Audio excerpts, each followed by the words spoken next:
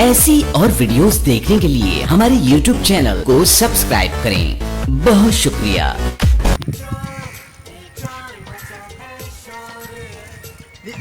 ये तो ड्रामे नहीं मुकदा पे सारे जहान दी तंग कीता है, तमाशा बनाया है।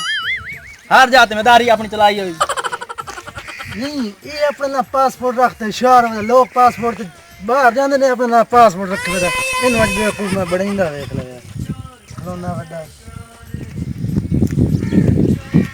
हेलो हेलो हेलो हेलो हाँ जी हेलो। ओ क्या हाल है? क्या हाल है? अच्छा बोल बंदा नहीं बना जाता के चलो के चल पागल की दिखड़ता चल बोल जाना है चल। ओ हेलो हेलो ओ आवाज आंदी पई है। आवाज आंदी पई है। मैं खुदा तो नहीं के मेरे खुदा ने की बीमारी पागल ओ मैं तैनू नहीं पागल पागल की तेरे नहीं पागल यार पागल की थी लो तो यार एक चबल की नहीं ए चबल के नहीं।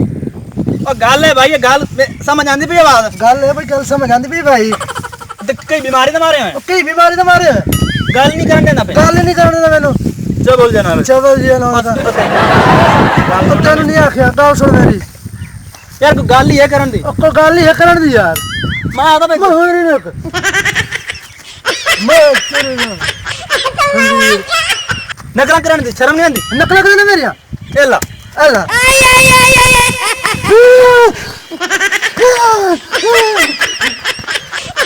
चलो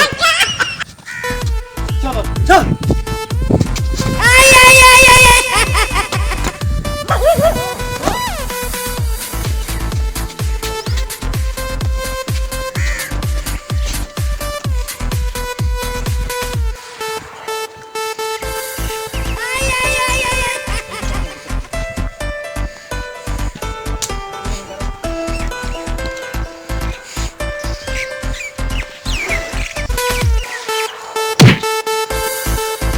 बीमारी तेनू आके बीमारी तेनू क्या गल है बारे